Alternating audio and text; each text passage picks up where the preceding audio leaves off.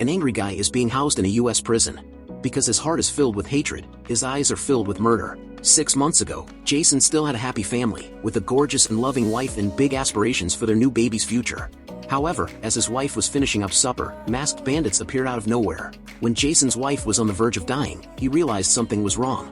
The cunning crooks sprayed LSD and fled the scene, full of arrogance. When Jason awakened, he found the murder weapon in his possession, and the cops had just happened to be nearby. Jason received a 50-year prison sentence and was presumed to have murdered his wife in this manner. On Christmas Eve, Jason was transported to a private jail.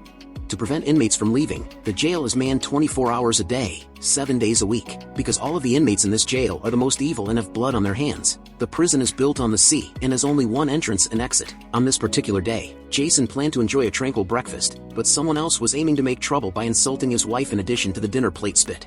The opposing side was unaware that they had once again messed with the wrong person. Following the brawl, Jason is brought before Julie, the dictator who oversees the whole jail. He conducts flying vehicle races in order to turn the captives into lucrative assets. Inmates on death row change into drivers and murder one another in modified race vehicles. If a person wins 5 races in a row, they will be freed from prison and granted a pardon. Numerous high-definition cameras are strategically placed along the route, and the race is aired live for a global audience. In the last event, a super-strong driver wearing a mask named Frank won 3 consecutive races. His competitors fiercely hounded Frank after encountering a mechanical issue during the 4th race. Julie swiftly had word of Frank's death to avoid a drop in audience, even though he had won the race but died from terrible injuries. She really wants a powerful prisoner to take Frank's place and continue the competition. Jason is the excellent candidate for the job. Jason is first hesitant, but Julie makes an offer that is too good to refuse. If he wins the 5th match by going undercover as Frank, he would be forgiven. Jason arrived at the workshop in a good mood after the agreement and met with Fatty, the team coach and technician. The race car was equipped with an engine capable of producing an astonishing 850 horsepower. To avoid collisions, the automobile also possesses nitrogen acceleration and superior race defense. Its front and side panels are 2 cm thick steel plate bulletproof glass produced in China, while its rear is covered by 15 cm thick solid armor. The car truly puts on a show because it is also equipped with 2 multi-barrel Gatling machine guns, petrol and smoke bombs, and other armaments. According to the coach, the flying car race is divided into 3 games. The first 2 need you to remove as many opponents as possible in order to cross the finish line.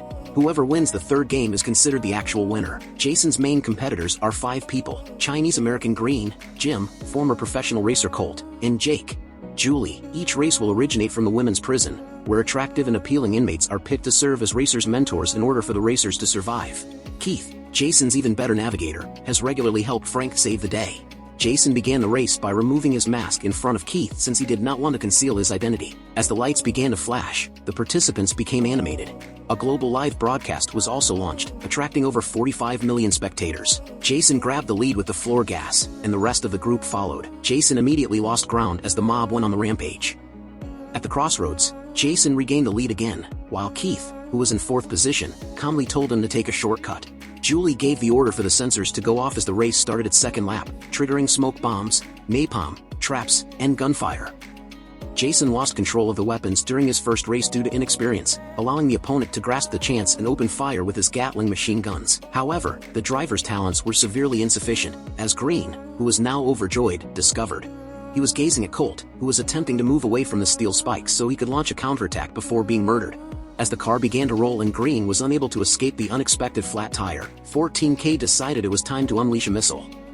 The truck was entirely damaged and crashed into the ground. Green jumped out of the car and started spitting the fragrance into the camera, but the next thing he knew, he was crushed into pieces. Jake deployed a big Gatling on the final lap of the tournament, which had great impact when paired with Colt's stalking. Jason's armor had disintegrated.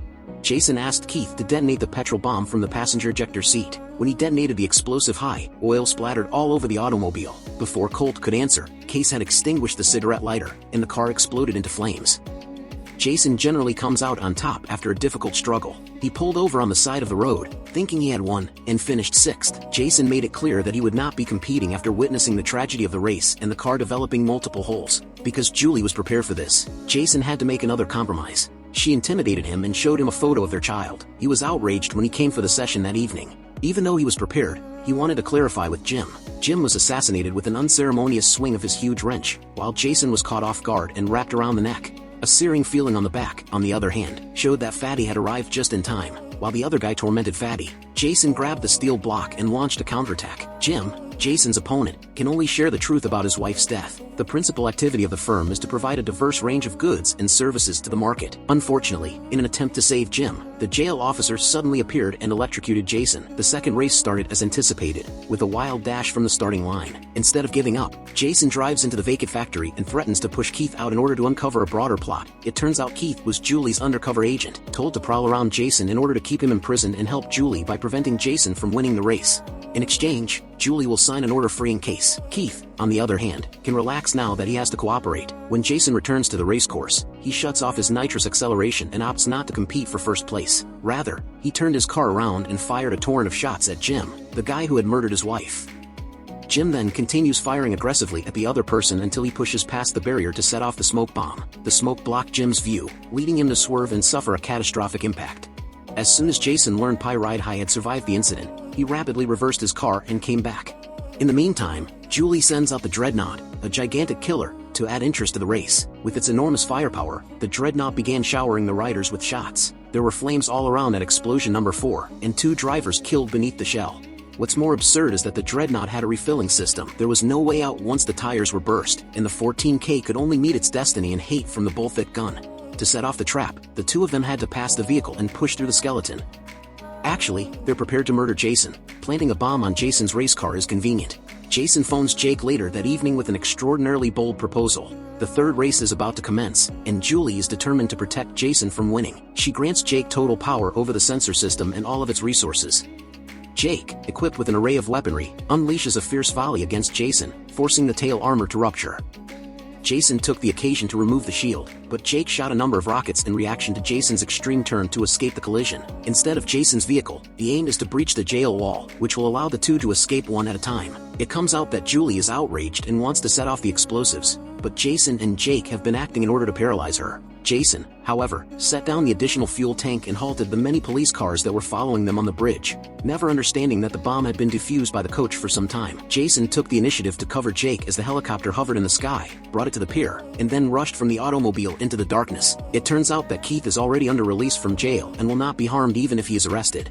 Keith made it feasible for Jason and Jake to meet up. However, Julie learned that escape by train after 6 months. Jason and Jake relocated to Mexico where they launched an auto repair business. Shortly after, Keith also made the journey, and Jason not only received his children back but also made new friends and fell in love.